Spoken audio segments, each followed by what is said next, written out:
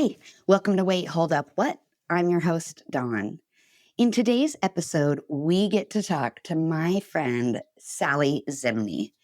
I met Sally years ago at a storytelling conference and actually took a class from her on how to tell a better story, how to tell your story, and really kind of befriended her because of her energy, her charisma, but also what she was trying to do in regards to storytelling. And so there's this incredible song. It's called Overture, and it's on an album by an artist who is my personal favorite artist right now, especially female artist named Chika. And the album is called Samson, the album. Get it. But the song Overture features Lin-Manuel Miranda. And at the start of the song, he says, "Our stories are all we've got. So if you're going to tell it boldly. Tell the truth without fear." And then Chika comes in with this amazing stanza. But one part that particularly resonated with me is, "We may do a lot of bending, but you'll never see us breaking. The world is all ours. It's ready for the taking. Behold the flow and watch me grow. They say I'm chosen. I say I know. I say I know." And then Lin-Manuel concludes with, "And if you happen upon a story that serendipitously aligns with your own, don't hesitate to explore it. That's what it's there for. Our stories are all we've got." And every time I hear this, my shoulders go back, my head sits higher, because it's such an incredible reminder of the power of stories. But for so often, so many of our stories were not told. The stories of women didn't have the opportunity to get out widely. Our stories were shared down to our children, maybe. But in this broader narrative, we really didn't have a lot of opportunity to understand that maybe the things and the stories that were not ours alone. And there were shared narratives and shared experiences that we could bond over, that we could feel less alone over. And so in this episode, we discuss why so many people shy away from telling their stories, and how owning our stories and and stepping into the spotlight can help not just us, but other people as well. And this is what Sally is doing. She's a professional nudger, nudging women and some men to get out there and tell their stories. We hope you enjoyed this episode with Sally Zimney. Wait, Hold Up, What? A podcast from the Women at Eliminate Girl Hate is sponsored by... Can a bra help change the trajectory of a girl's life? Did you know that nationally only 20% of girls engage in at least 60 minutes of daily physical activity, a lower rate than boys? Or that girls' participation in sports drops off significantly from the ages of 10 to 17? Wait, hold up, what? Yeah. Some of the barriers that contribute to this include lack of financial means, lack of role models, dropping body confidence, and concerns about body changes, including breast development and the need for a sports bra. The simple intervention of a sports bra, along with the normalization of body development, can change the trajectory of a girl's relationship with body movement for her whole life. You heard that right, her whole life. Every girl deserves to feel comfortable and confident in her own body. And that's why Bras for Girls partners with more than 25 athletic brands and donors just like you to distribute new, high-quality sports bras and breast development booklets to girls in need, ranging from the age of 8 to 18. Let's get girls in well-fitting sports bras right when they need them the most. Girls plus sports equals a beautiful world. You can donate to Bras for Girls today at brasforgirls.org. And as a side note, Eliminate Girl Hate has partnered with brasforgirls.org and will be donating a proceed of all merchandise sales to helping girls get in the bras that they need and keep them in sports. You can help by shopping the Eliminate Girl Hate store today. Did you know that 80% of the world's purchases are influenced and made by women? Or that 90% of product development, manufacturing, and corporate leadership is led by men? I don't know about you, but that seems like some funky, disconnected math. This disconnect means large segments of the population are not getting their needs met because the products being made never even asked us what problems we needed to solve. Instead, companies use a pink it and shrink it philosophy. Not familiar? I bet you are. You know it. Take a man's product, make it smaller, paint it pink, sell it for 25% more. Then, when the products fail to make a dent in the market or to sell rapidly, they say things like, the market wasn't ready. Or, we were so sure it was going to work, I wonder what happened. And then they move on. I'm here to tell you, the market is most definitely ready. But the market is savvy. And putting some paint and saying it was designed for us is a slap in the face. We have real needs, and we're not settling for anything less than real solutions. If this sounds familiar to you and your business, then it's time to connect with Eliminate Girl Hate. We help businesses understand the lucrative consumer segment of women and how to meet their needs in authentic ways. From problem solving, product creation, marketing, and even human resource practices, we help create safe and equitable spaces for the female segment. And these safe spaces increase profit margins, employee retention, and brand loyalty along the way. It's time to start a revolution and meet your consumers where they are. It's time to eliminate girl hate. Check us out, eliminategirlhate.com, and find out how we can help your business today. We are sponsored by Epiphany Recording Studio. Creativity needs to flow freely if you want to reach that aha moment that we're all looking for. At Epiphany Recording Studio, their goal is to create space that takes full advantage of those moments. From podcast and video production to music creation, you get the support you need to create compelling stories with a competitive sound. Your ideas can flow freely because they partner with you free of judgment, ready to be vulnerable, do the work, and make your projects look and sound their best. So let Epiphany Recording Studio help you reach your artistic vision by visiting them today at epiphanyrecordingstudio.com. Tell them Dawn sent you. Have you ever dreamed of writing a book? I know I have. Or maybe, also like me, you've started a manuscript. Maybe you've started 10 and you've just never finished it, or never let anybody else read it, or never thought you could publish it. Wherever you are in the process, Jim Woods would like to help. Jim's a writer just like you, but he's also a coach who loves helping writers bring their books into the world and make them a reality. If you are like me, sometimes you need that push, a supportive but demanding cohort along the way to put your stories out into the world and keep you on track. Jim Woods is that cohort. Visit jimwoodswrites.com and click the Let's Chat button. Mention our podcast for a free clarity call and get your story out into the world because we need it. And now, wait, hold up, what?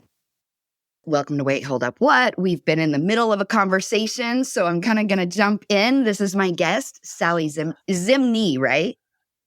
Zimney, Okay. which is why I often go by Sally Z, because it's like I Zimney, always want to say Zimmy, Zimmy, and then I I always know. double check when I'm writing it, like, oh, nope, there's an N in there. Totally And okay. we know each other ancillarily, I guess, or we've met a few times in person. We've been in coaching groups together. So we kind of know each other. So we started talking before we kind of hit record. And we were just talking about making space and all of these things. And so I thought as I introduced you, I would say the reason I wanted you on the podcast. Oh, yeah. So Sally owns her own business, and I will let her tell you more than I can, but it's this nuanced business. She's a public speaker. She teaches people how to get out there and kind of get past that fear. And I spoke to her in November of last year, very briefly, and said, my friends told me to start a podcast. I'd love to get your feedback. And as I'm doing it, I'm like, okay, so here's my 172-page business plan. And Sally was like, whoa, whoa, whoa. Stop talking about it and just tomorrow record something. She's like, you got to reframe this and just take action. And if you had not said what you said to me, I'm not sure if this would have happened. Because I'm very good at planning. And I know I believe you. I'm going to mess up the word that you use. You're a professional nudger. And you gave me the nudge that I needed in a way that let me ignore my perfectionism for a couple of seconds and step off the ledge. Dang. I love hearing that. That is absolutely the best. You just made my day. I'm so glad. I love that so much. I'm so glad. I'm And it was so such an excited for passing you. thing. It wasn't like we weren't in a deep conversation. You were like, I got 3 minutes, Dawn. Like, let's go, go, go. You know what I mean? And so I think it's even better that way because it wasn't this formulaic or formatted or planned thing. No. It was just the 3 or 4 words I needed in that moment to remind myself that it was okay to fail, but I just had to try it. So I You appreciate just had to that. start. Yeah. Oh, I'm so glad. And now look at you. Yeah. Like, just from then till now, and Yeah. it took us a while to actually get this, like, on the books, and Yeah. here we are, and we're doing the thing. Yeah. It's been really fun to watch you Thank you. grow and change, and that's the thing is I think for so many of us, yes, you called me a professional nudger, or, like, referred to this moniker that has been kind of dubbed, and then I was like, "Oh, that is so true," and I've just sort of taken it on and embraced it because I'm like, "Oh, that is exactly what I do." Yeah. I professionally nudge people out into the things that they want to do, but they get stuck in their own self-doubt. So I think of myself sometimes as a bravery expert, even though I'm scared shitless all the time. Who isn't? But learning how to step into discomfort has kind of been my life's growth path. I'm an Enneagram 7. I don't do discomfort. I don't like discomfort. I avoid it.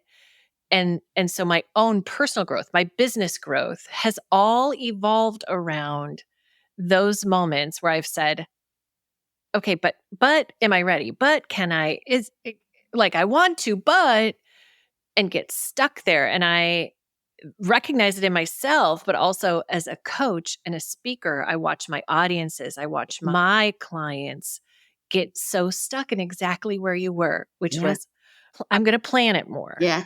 Okay, there's got to be if I plan it more, if I look a certain way, if I brush this up, if I get the website exactly right, if I do all these things that we feel like have to happen before we can start.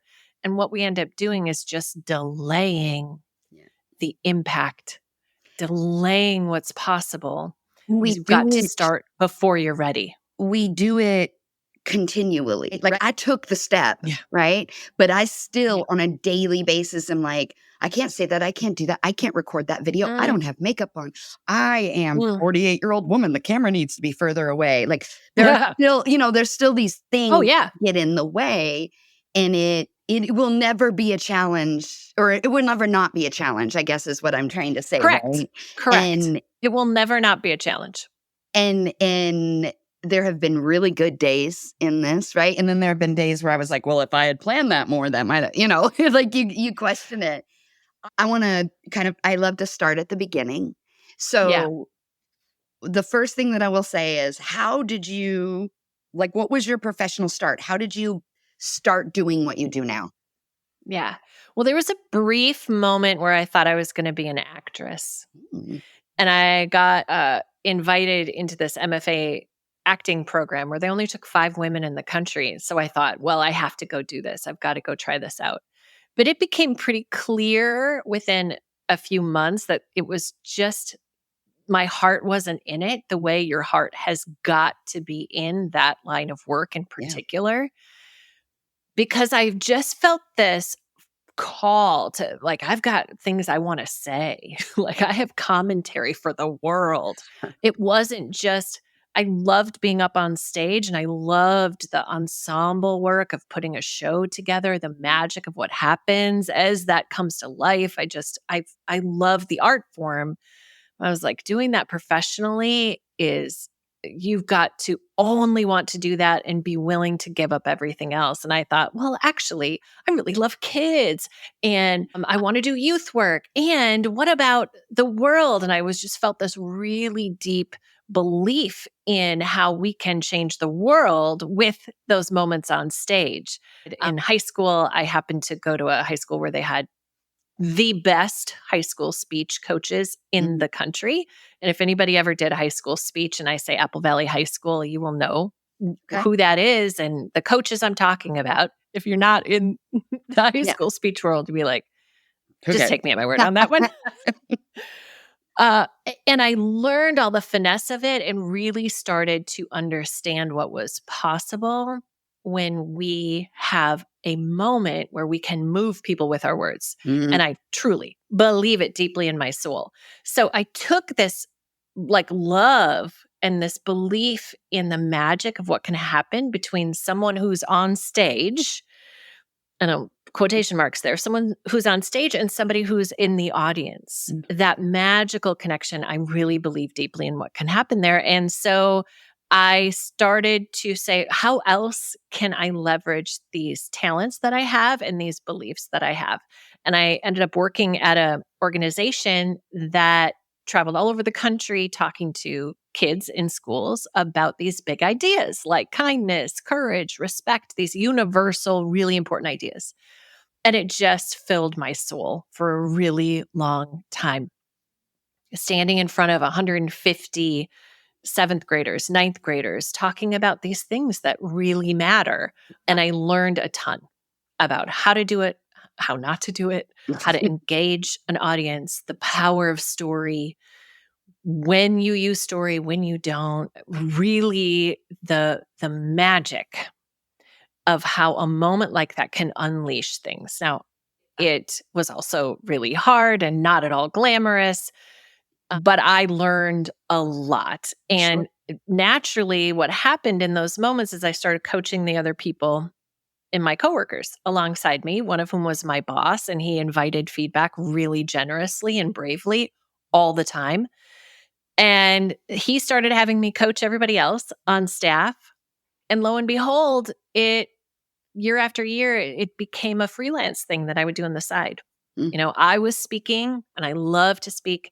And I started coaching other leaders and speakers around their own thought leadership ideas. So, how to pull together a message that matters and move people with that message. So, 20 some years later, here I am. I have my own business, as you mentioned. I still speak. I travel all over the country as a keynote speaker and talk to people about overcoming their own self-doubt, kind of getting off the ledge of I want to, but, and actually do it. Yeah. And also coach other speakers in developing their own speaking business and their own messages so that they can move people in those moments. So many things came to me. And the first question that I want to ask is, early in that you talked about you had your own commentary. Like you had something you wanted to say. Yeah. So the way I'm going to ask this is, I recently found my baby book, and my sister, who is hilarious, 10 years younger than me, did a dramatic reading of my baby book for me as we drove home. That's amazing. Have somebody do Tell that. me that's recorded somewhere. It is so good. And I suggest everybody have their hilarious sibling read from their baby book, right? But I had read it a ton. And it wasn't until she read it that some things hit for me, right? And one of those was my baby book very clearly talked about my ability to talk from like 6 months. Like it is repeated throughout this baby book. And it's not just that I talked a lot, it was that I had something to say and I had an opinion. So were you always that kid? Were you always the kid who had something to say and had an opinion? Oh, this is a really good question because I feel like there was a point at which I was that kid and a point at which I wasn't. Ooh. It's like 5th grade Sally. I like to talk about 5th grade Sally because 5th grade Sally had an opinion. 5th grade Sally into every room like, here I come, and took up space and was really brave and bold and was like, yeah, I'll race you, boy. Like, I got this. Now I grew up with 3 brothers, so that gives you a pretty, like you, a really healthy sense of competition probably and self-belief because you had to earn it. And middle school quieted me in a really profound way that I And I don't think it's unusual, unfortunately, for It's a not for lot of girls. It's around 8th grade that it typically happens. Yeah. yeah. And now I found my way. Like, obviously, I am tapping back into 5th grade Sally a lot in my life right Yeah. now, but there are days when, I call her like moderated Sally. Sally who was more worried about being likable Mhm. and being liked Yeah. takes over. And that's my lifelong charge, honestly, is to shake off being liked in favor of being true, in favor Yeah. of saying that thing that I know needs to be said. And I'm getting braver. Of course. I'm getting braver. And I hope that we all are, but it is, we all have that trajectory where I'm like, okay, yeah, there was this nugget of sassy, brave Sally. She's still in there. She comes out. She's got Yeah. plenty of airtime. And those days when, like you said, those days where we go, yeah, but what will people think? Yeah. How are they going to react? I don't want to make a fuss. I don't want to deal with people's negativity or Yeah. hate about this. Yeah. All of the things. And so, especially right now, I know you know, I Mhm. know you know. Yes, I do. So it's the journey. Yeah. So the message that I share with people, it's my own challenge, the thing that I've learned and have to keep learning. And it's interesting because there's an expression that is used a lot where people say those who can't do teach, right? And I Mhm, feel like mhm, we culturally misunderstand that statement because right. it doesn't mean that somebody is bad at something. It means that that is their journey, right? Like I look at it as I can teach this because I have been through this and I have found Mhm. things that work. I've found the things that make me regress. And I Yeah, can share that so that you can then take from that and learn how to work through that in your own way and maybe yeah, have less pitfalls than I did. And yeah, then you will have that and take it and help someone else, and then they yeah, will have less pitfalls. And it's this yeah, continual journey, right? And if you don't have skin in the game, if you don't have self doubt, if you're not struggling with it, there is no possible way for you to teach it in an authentic way. You don't know absolutely. it And in your core. I have strong feelings about that phrase actually because it's been hurled at me a Yeah. time or two Yeah. Of as a coach, which I have done alongside my speaking, almost course. both alongside each other for decades. And I actually feel like coaching is such an intuitive gift that I know that I'm a really excellent coach. I don't think it takes anything away from my speaking. I think people have a hard time holding on to two identities with someone. Like, "Oh, you're a coach and a speaker? You're both?" It's like, "Uh-huh." And I love both sides of me. One is just me supporting you in this way from backstage, and one is me supporting you from on stage. I Yeah. actually think I bring the coach with me on Of course. stage. How do you Like not? the way I speak is actually very much like a coach. To me, the important part of that is exactly what you said, that we cannot coach unless we have been through some things. Yeah. That And wisdom. coach has a dirty word too right now Yeah, because it yeah, has been, for lack of a better phrase, it's been bastardized by people looking for a quick buck or people who right, think right. coaching is easy, which it is not. Yeah, I know someone I was helping with a resume, and when I was reading their resume, they were like, I help people become multimillionaires, whatever it was. And I was like, okay, but you're not a multimillionaire. Like, how do you right. help them if you cannot help yourself? Right. And I Yeah, think yeah, that is when the word coach gets sticky for people because they're like, well, wait yeah, a minute. Have you ever had success in this? You know, right, yes, right. failure is a part of that. If you look for a coach that Yeah, has only had success, you're looking for the wrong coach because yeah. you need somebody to walk alongside you in failure Mhm, so that you can mhm, rise up from it and you can mhm, progress from it and move past it, right? mhm, And mhm, and so I mhm. think we just live in a world where it not only can people do they struggle to hold space for two things at one time? Mhm. They also struggle to hold space for something that they've seen used fraudulently in the past and then Yeah, assume which is everybody is a fraud. fair. Yeah. Yeah. Absolutely fair. Yeah. Absolutely fair. And I maybe ironically, I got into coaching before coaching was a thing. Yeah. Yeah. Before Yeah. it was like a you know, a title that Yeah. people would put on for I help other people. Yeah. And I'm not certified. I don't plan on becoming certified. Agreed. I don't need that because I have millions of hours of experience in doing this. And yet, I really understand the cynicism and the skepticism over, and I think it's really important to be careful Yeah. around who it is you invite in to guide you, to share with, because you're entering into a really deep, important relationship. Yep. Like if you don't feel safe with your coach, if you don't feel like you can discuss what's hard or discuss what's going on, or that there's some judgment there, that's just not the coach for you. And it might Yep. not be the right coach for other people. But for Yeah. you, for yourself, to finding that level of relationship where you're like, okay, this person gets me Yeah. and this person gives a crap about me Mhm. and is going to be with me in this Yeah. and understands paths forward that might work for me and can walk with me through that. And I mean, it's kind of a no duh thing, And yet but we want fast answers, right? So, like, even mm, when I put the addition of coaching into what I did, it's because I yeah. had been coaching for so long without charging. And so many people Mm, and things of that nature, and everybody was yeah. like, "You should Yeah. offer this."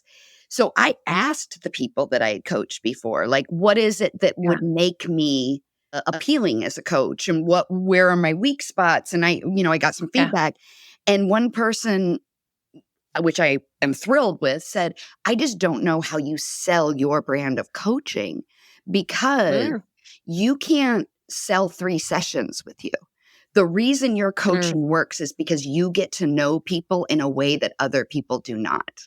And yeah. so you know when I'm feeding you a Mm. line of bullshit. You know when I am not coming to the table full, and you can Yeah. challenge me, and I trust you to challenge me because I Yeah. know, and it changed how I offered coaching. It wasn't, Yeah. 3 sessions for $300, whatever it Yeah. was, right? Yeah. Yeah. Because and I was struggling with that. I would meet somebody and they'd be like, "Okay, how Yeah. do I do this and how do I do this?" And I'm like, "Well, I don't know anything about you. I don't know, Exactly. where your thing Exactly. is." And so, Yeah. when if you are someone who is online or you're struggling and you're like, "I'm looking for a coach," and so you go Google, if somebody is Mhm. like, "Hey, 3 sessions and you will be at your best self," run. Because Yeah. that is a money grab. Mhm. It is, Mm. and same with certification. Certified Mhm. coaches, no disrespect, but they are Mhm. following a prose or Right. a cadence that Yeah. is generic in nature.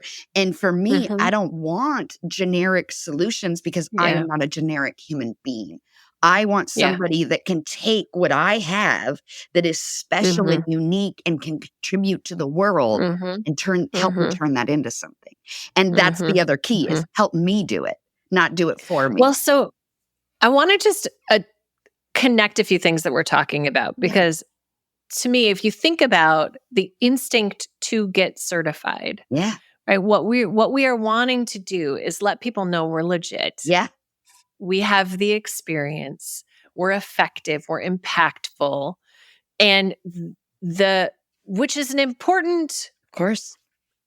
baseline, right? Like if you're gonna show up and serve other people, you do need to actually know what you're doing Of and course. bring a level of expertise to it. Of course.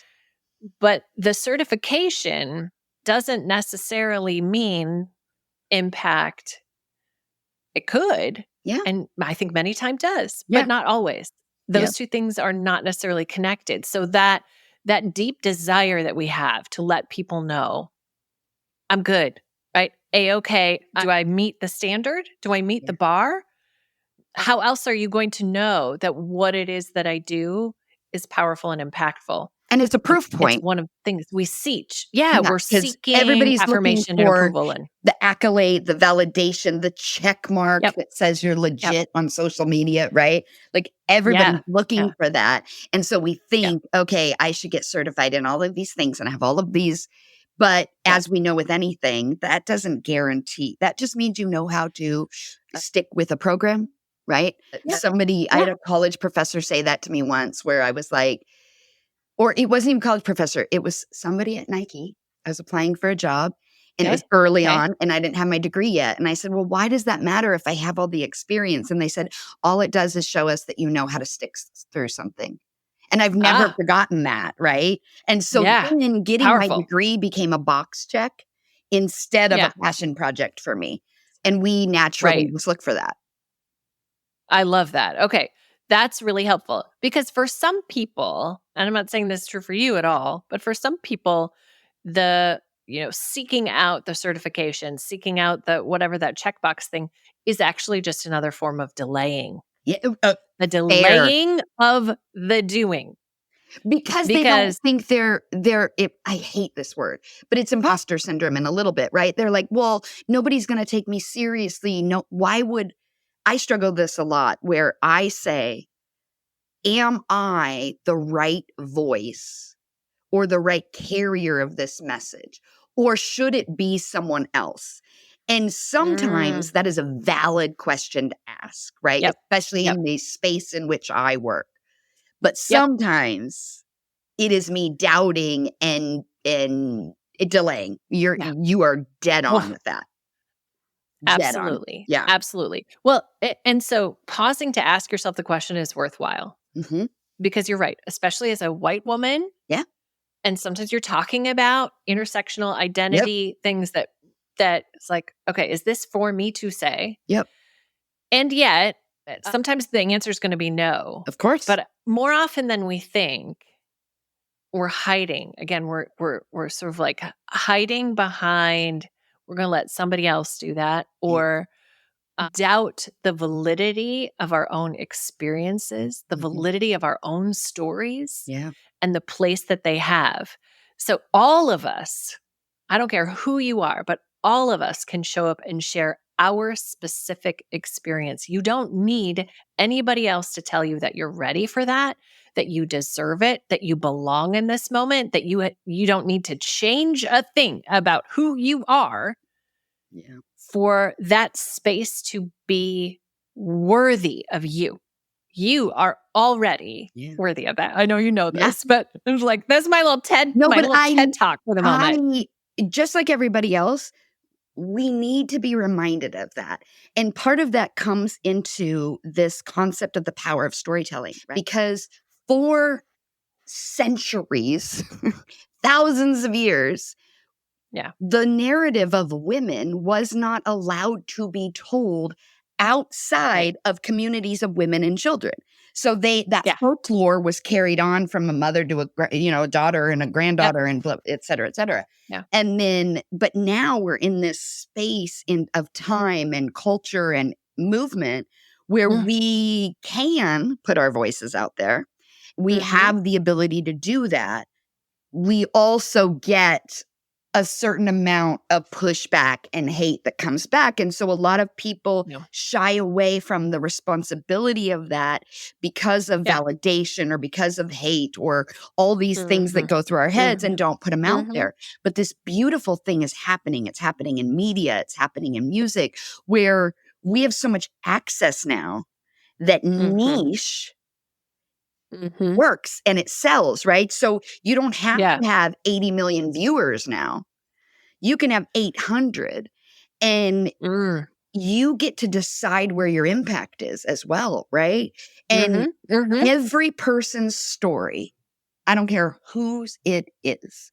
If you tell your story, there is somebody that's going to hear it and it is going to make a difference for them in some way, shape, or form. They'll identify, they Yeah. will take something from it, they'll move forward, and you will not always know when those moments are happening or why Mhm. they're happening. Mhm. And Yeah. that is the lesson. Like, stop thinking you have to Yeah. impact millions of people Right. and tell your story.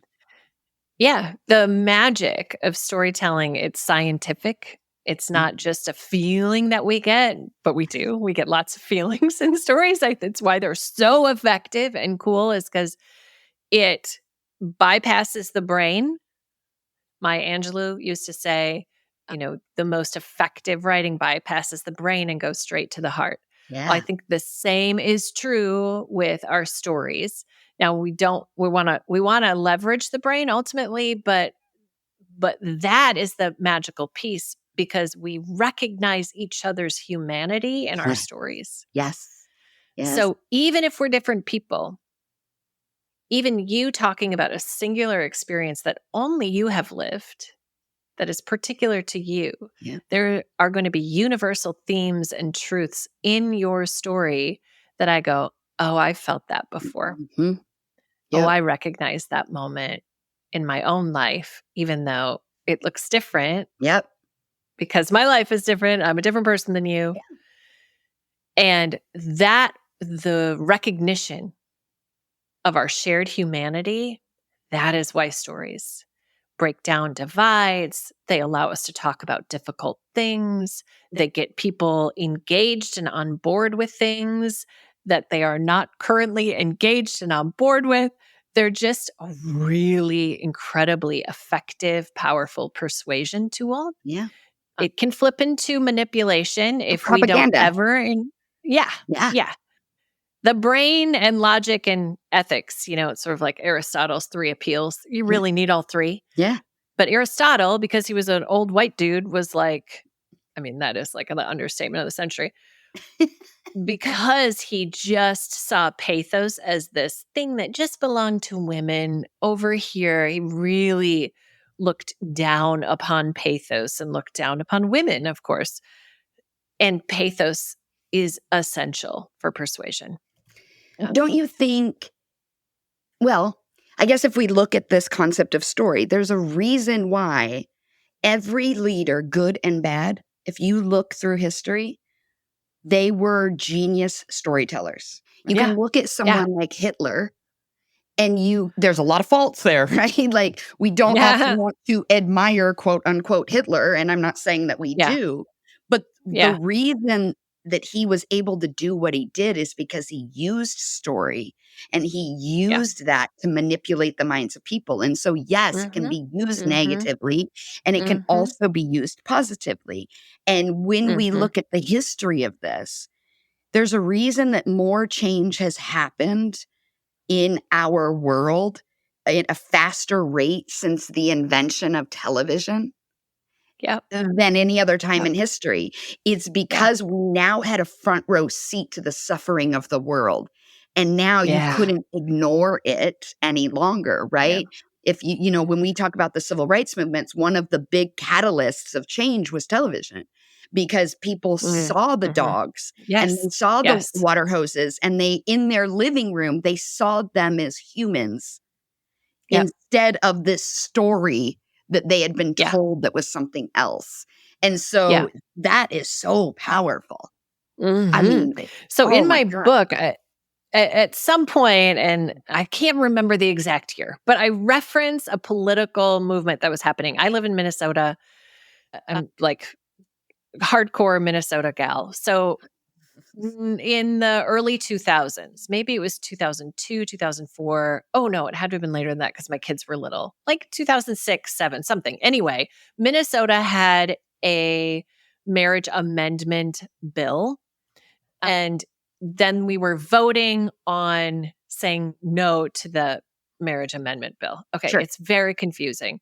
The campaign was called Say Yes to No, Yeah. which meant that we were affirming the right for same sex couples to get married Yeah. and legalizing it. This was a huge deal to me. It was a huge deal to my gay friends. Like, Yeah. I felt really passionately about it.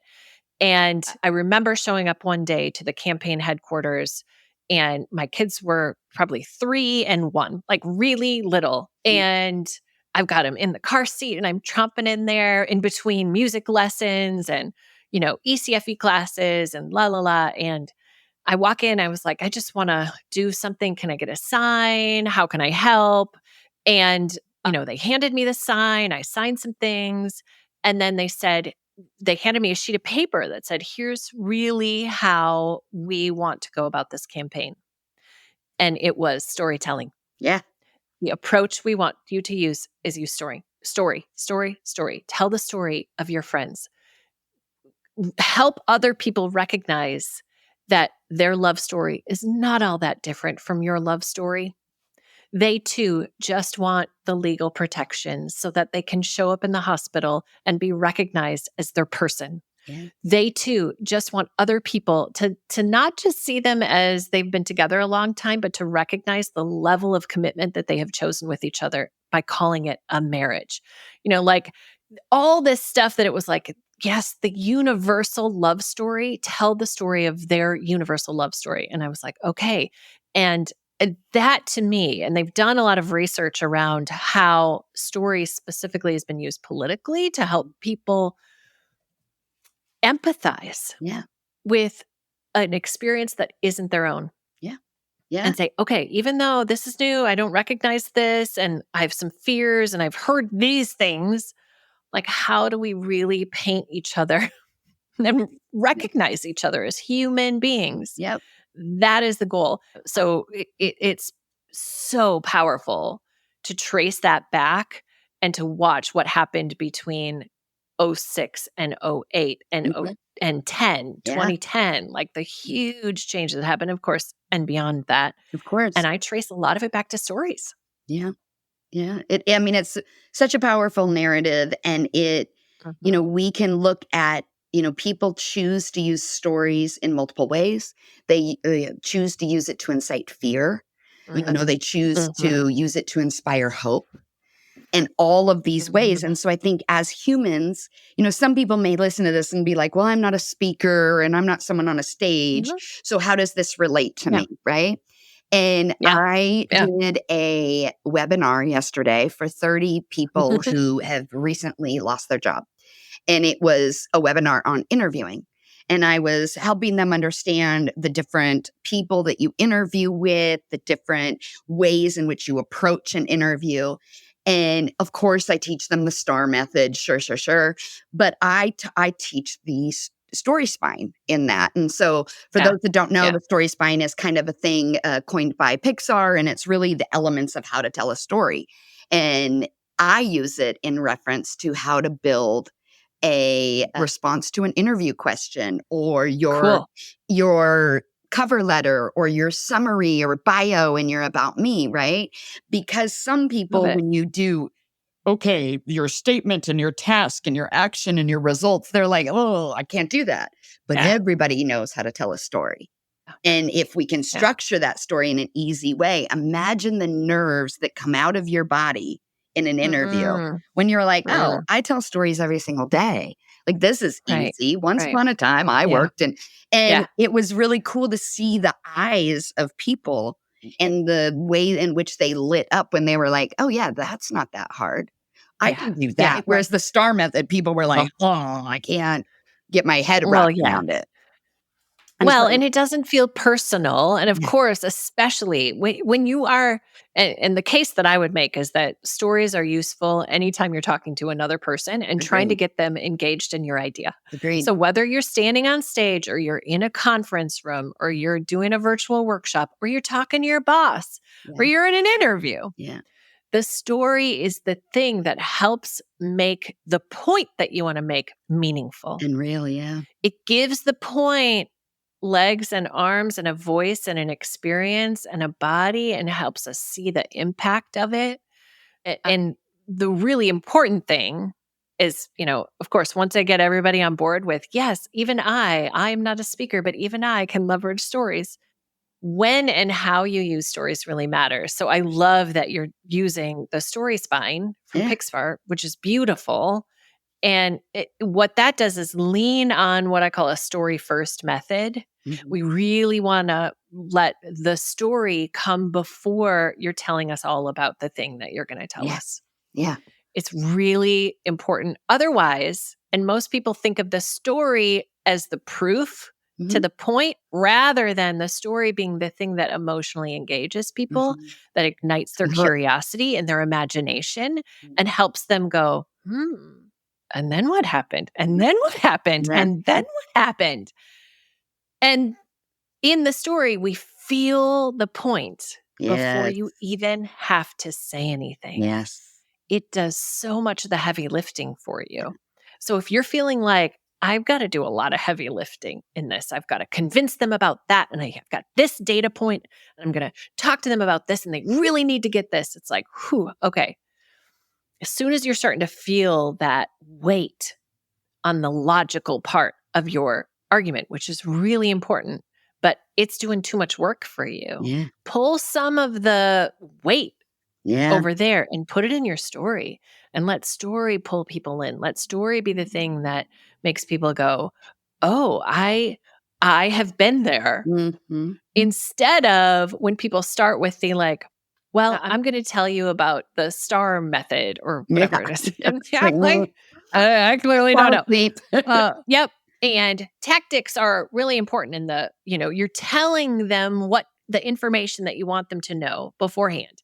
If you're sitting in the audience, whoever that audience is, you're going, what's that? And oh my gosh, this sounds boring. Like, we start to have commentary in our own heads. We're putting it into a category. We're already cynical, defensive, unsure. I already know this, or I disagree with it, or whatever. Like whatever the internal chatter is that a million people are having as they're listening to you. Rather than a story shuts that part of the brain down. It's so funny because it's the hook, it's the proof point, it's all of these, it's the connection, right? When I first got started speaking, I really spoke a lot about the economy of gender and the importance of women as consumers in the world and how it goes beyond shopping, right? This concept that women just love to shop, but what that really meant for us as a country, as a society, and how it lifts up and the impacts of that. And I would always be up there and I would say 80% of the world's purchases are made by women. I've done this presentation in front of hundreds of thousands of people over the years. There is not one time where there was not a man in the front row that was like, sorry for that sound, everybody that's not seeing my face as I made the disgusting look. But he is like, whatever, that's not true. Or he'll fold his arms and he'll shake his head no. And I always lock in and I look at him and I was like, I can see you don't believe me, sir. I was like, so I want to ask you a question or tell you a story. I go, have you ever purchased a car or a television without talking to your wife first? And all of a sudden, the tenseness around his mouth starts to like reduce, right? And I was like, and if you did, where did you sleep that night? And obviously this is many years ago. Funny. I might say that differently now, right? But the tension in their face would reduce and their arms would unfold and they would point to me and be like, touche, or some version of that. And they're like, oh, I get it. It might not necessarily be just their money, but they are influencing and making the final decision on the purchase. And it is in the form of storytelling that we're having that dialogue and being able to, again, like lower the shoulders of people who come in wanting to disagree.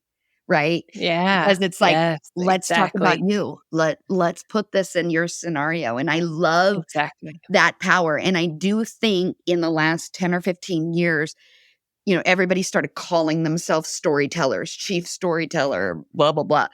And I love it. But it again has then given that this bad rap or this negativity around it where people are like, if I hear one more person call themselves a storyteller, right?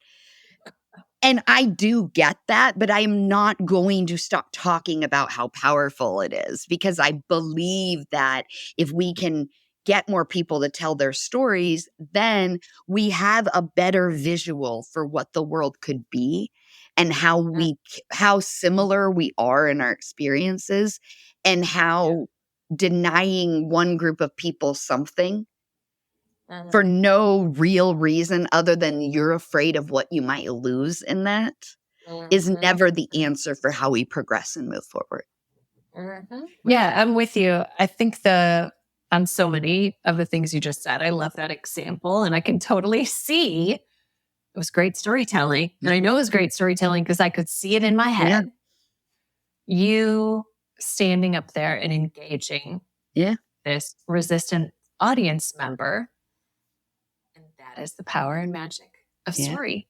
Yeah. That without even my subconscious approval of it, I'm seeing it in my head. And as soon as they can visualize it, that is when they are open to a new idea, a new way of thinking, a new way of doing, a new way of being. Yeah.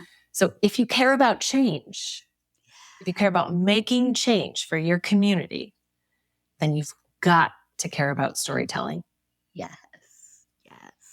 And knowing that, I just wrote this today, and I'm going to try to say it in a way that doesn't sound overly political, but any person, entity, leader, whoever it is, that says, we want to do this again, we want to return to a different way of life. There is something wrong with that narrative, because we are supposed to progress. We are supposed to move forward. Every generation, every human being, every family member. Right? The idea is to take the really good stuff and continually move it forward.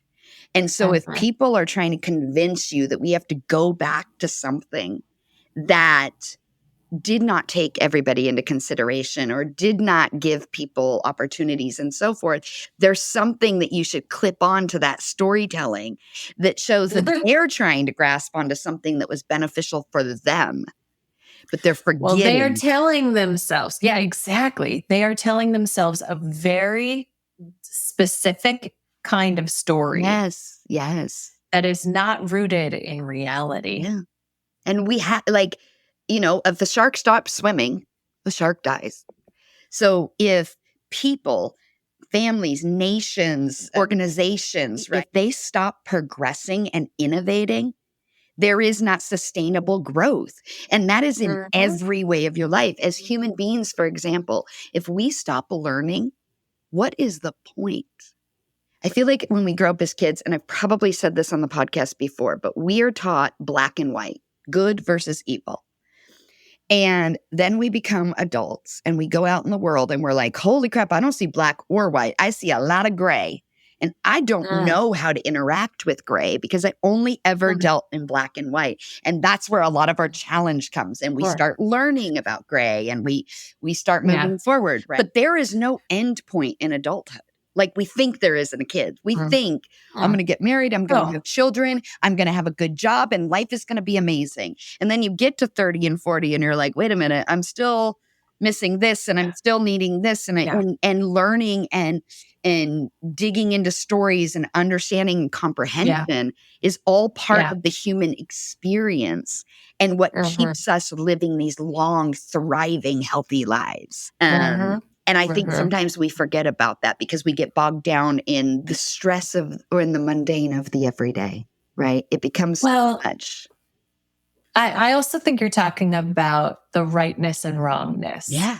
Like we get caught up in there's a right and a wrong. Yes. And what's so cool about stories is that they exist in the gray. They exist in that nuance, complexity. Yeah. Multiple things can be true at the same time. It can feel like it's working against some of the stereotypes that we might bring with us into these moments. Like that's what's so cool about stories is they are as complex as we are as human beings. If you're telling them well, you're really holding true to those pieces while also simultaneously connecting with your audience from a universal level.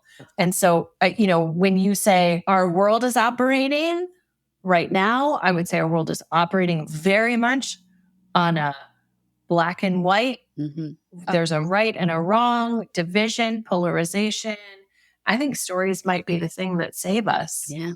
Because it is this middle place. And I will say as a parent, I feel like my main job right now with my children who are teenagers, so they are developing their own points of view about things and they're very passionate, like their parents. So this is what happens when you raise passionate children. You're like, is they see the world, and it's developmentally very appropriate to be so passionate and be pretty black and white on things. Yeah. And I feel like my whole job right now as a parent is to help them see nuance. Yes. To help them understand that nobody is just one thing. Nobody is just one thing. Yep. No one is all bad. No one is all good. What's the story? There's layers. Yes. There's layers. There's layers. There's a show that came out during COVID called The Accused. And I don't think a lot of people watched it, but the very first episode, the construct of the story or the show is to show the 17-sided shape of a story. And so but it does it within legal ramifications. So it might be a school shooting and you see the kid that did it. You see the parents that then have to deal with the fallout. You see the parents of the children who were hurt and injured and all of the nuances that flow into that give you compassion on all sides. And it's such a compelling show because of that, because you're like, oh my God, what would I do as a parent? And what would I do here as the teacher? What is that called? It's called The Accused. And I have goosebumps telling you about it. It was on Fox. The first episode alone, it will sit with you for a good week as you navigate the storytelling of how they did it. It's very, very fascinating. Cool. Yeah, it's a great one. My question for you is, aside from what we talked about earlier, where it's kind of this validation component, what do you think it is that, because this is your work, right? What is it that is holding people back from stepping into that spotlight or telling their story or doing their best work? I think obviously validation and failure is part of it, but what do you think is the number one thing? Okay, well, I'll share with you what I call my 4 horsemen of the avoidance. Ooh, 4 horsemen. Because it's kind of like, the 4 horsemen of the apocalypse. And they're just like hunting you down. That's how it feels sometimes when you're in avoidance mode. That's what I would call it in maybe the self-doubt spiral. Can I? Is it really possible? So there are 4 major culprits, I would say. And the first is, and we started out talking about this, is right, that need for perfection, that we want to wait until things are perfect, as if that exists, because it doesn't, right? That is going to slow you down. I feel really deeply that perfect is actually, we know that it's a mirage, and yet we still want it.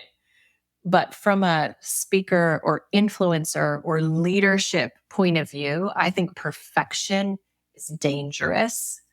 It doesn't exist. And I think it creates more division between you as the leader and your audience. So if connection is our goal, perfection actually kills connection. But perfection is one of those avoidance techniques. So instead of, oh, wait, it's not ready yet, right, getting to a place where we say it's ready enough. It's ready enough. I don't have to show up perfectly. I can show up without all my face on. Right? I don't have to have everything exactly right. So perfection, fear. So some people, especially in a speaking context, adrenaline plays a role. Some people more than others. And the mistake that we often make is to think that when we experience that level of fear, it has some significance. It means that we don't belong or that we can't or shouldn't. And that is just simply not true.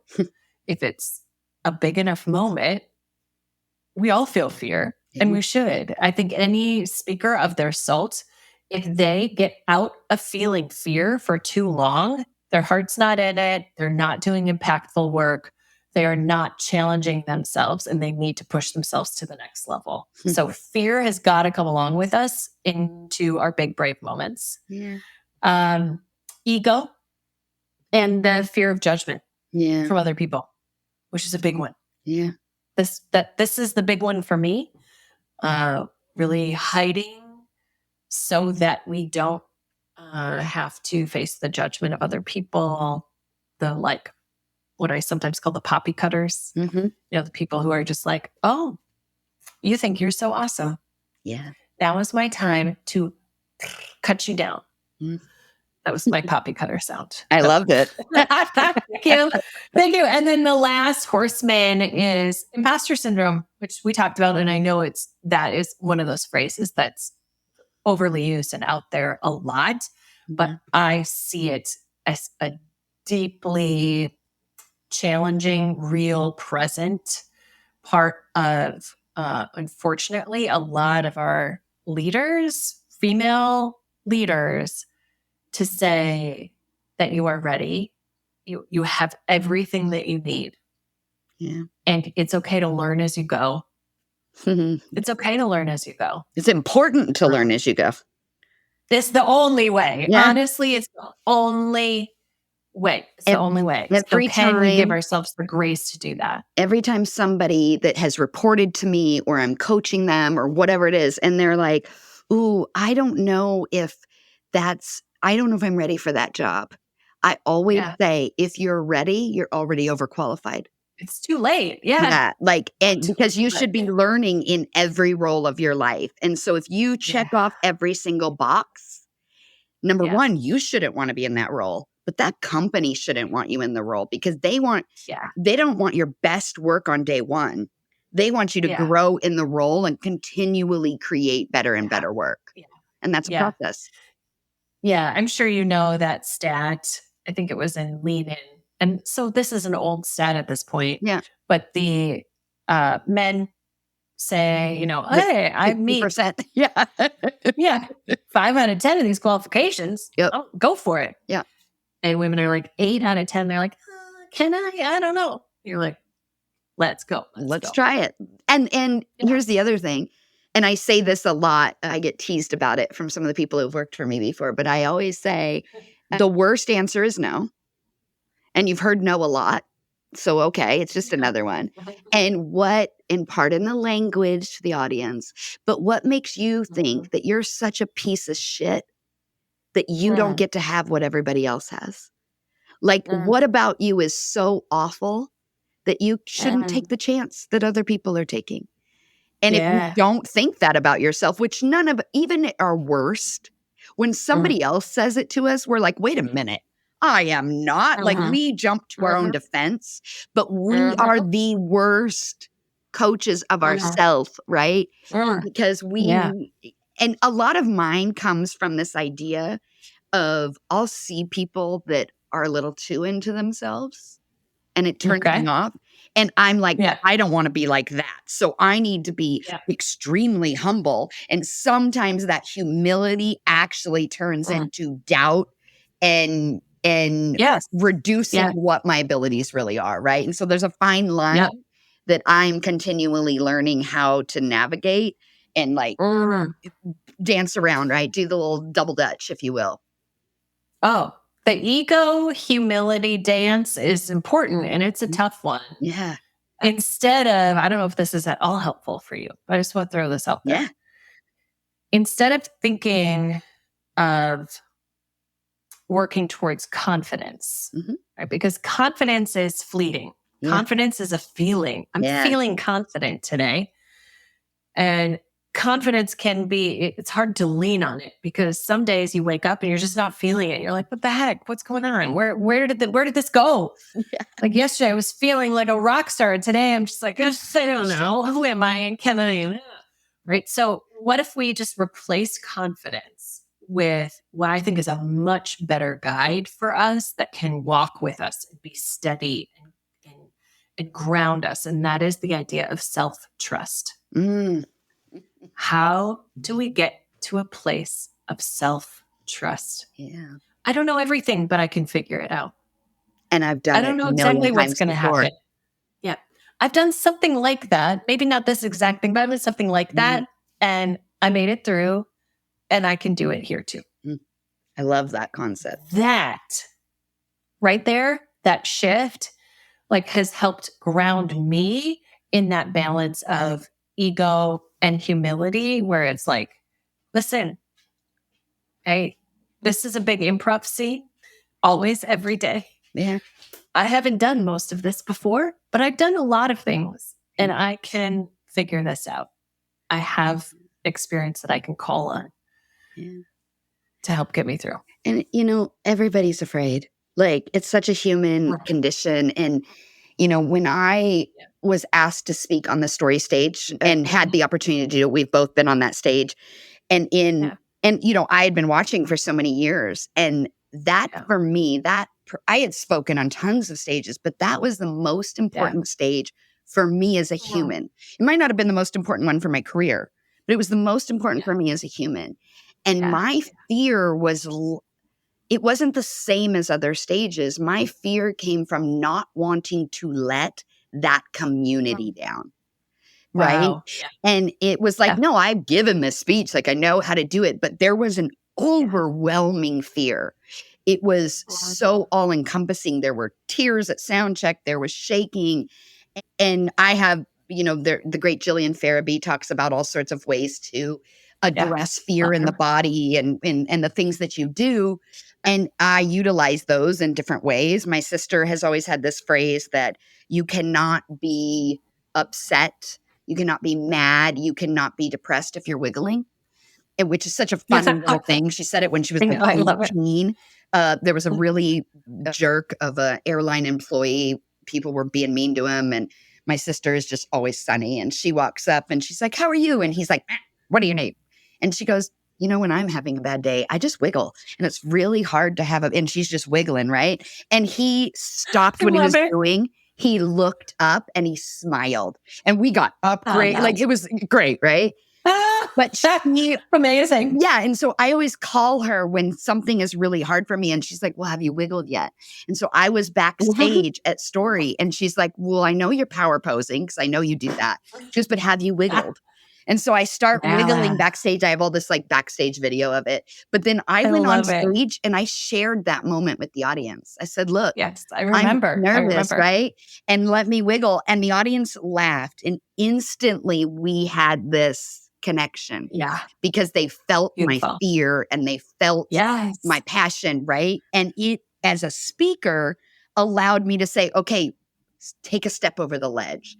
And I always say that because no matter where you are in life, you have to find the wiggle that allows you to step off and do it scared. And I really work on this concept of I've never. I went from a year of I've never to a life of I've never. And this is not a bucket list. It is the concept of if in my heart of hearts, I have always wanted to do something, but I was too afraid, then I got to figure out how to do it. And I gotta document it. I got to experience it, right? And so I have done things that scared the bejesus out of me. I've whitewater rafted, I've ziplined, I've done roller coasters, I've done all these things that in my life I was so afraid to do. And look, some of those I will never do again. I do not need to whitewater raft on a 5 scale raft, whatever that is. I don't know what it's called. Class 5. That's what it's called. Me neither. I screamed. I cursed the whole time. I was crying for 2 straight hours, but I did it. And that concept has put me through so much in my life because then I get to say, oh, well, if I did that, I could probably do this. Right? And so I like to say to people to find their wiggle that allows them to step off the ledge and then see what happens. And if it's awful, you don't have to do that one again. You wiggle onto the... I love the wiggle. Right? Oh my gosh, I love the wiggle. It's so good. And let me just put like a little cherry on top of that because, I remember that moment on stage. I remember that moment on stage. And that stage in particular has invited in people, and here's what I love about it, who are not necessarily, oh, I know this name. I know, like they're the big names, but they're inviting in people who do what you did in that moment, which was, I'm going to take a risk and invite people into this risk with me because we have to trust that audiences appreciate brave over perfect. Yep. Every time they want to see us be brave, they will cheer us on rather than look down on us. Yeah. That's not the story we often tell ourselves before we're doing it. But again and again and again, that is the truth. It is the foundational element of why I have been successful as a speaker. And it is also the thing that gets in my way when I think about growing my business or putting myself out there. Because I am not Sheryl Sandberg. I don't wear suits. My hair is, I don't know, most days I don't even brush it. I'm just so casual in my approach because and what happens is I go into an audience and I speak and they don't doubt anything I'm saying because every emotion is right there on my sleeve. And that can be a deterrent, but more often than not it's an invitation. And I have found that people like that better than the rehearsed speech that doesn't have room for what is actually in the room. And that is part of my superpower is that I can move where the room wants to take me because I'm seeing everything. I am the most observant person you have ever met in moments like that, where I see the one guy who is not engaged. I see the person that is tapping their pen. I see the person that's laughing hysterically, right? And I find the people that are going to propel me forward because they are the ones that need the message the most. And I think that that's really important in anything you do. It doesn't have to be in front of a stage, right? High fives. I'm high-fiving you. I'm high-fiving you. I love that so much. That is, that boosts me. Not to keep like, hey, you're amazing. But years ago, maybe 7, I think it was the first time you were at Story and you did a workshop on finding your story. Like, what is your signature talk? I think it was what it was. And it was in like a little side room. And I took that class and it really had me start to think of, when I go on stage, it's not somebody else's message. It's my message and my story. And so how do I make that unique and centered around me and not be ashamed that I'm doing that? And that Story stage, I've spoken for years in public. It was the first time I actually told my story. I was always telling other people. And that's what made it so nerve-wracking. I was sick for a week, right? For sure. Because it was like, I'm going to talk about things that are heavy and that maybe only my diary has seen before. And that becomes, but what happened was I walk off the stage and so many women came up and said, that's my story. That has happened to me. And that's where this podcast is born out of. It is the things that happened to me that I feel are more universal than we talk about. So let's talk about them and put them out there so that more people feel comfortable in this experience that we call humanity. Yeah. Where it turns out we're not alone. No. And sometimes that can be comforting and sometimes this is what I used to struggle with. So everybody that listens knows that I have chronic depression, lifelong.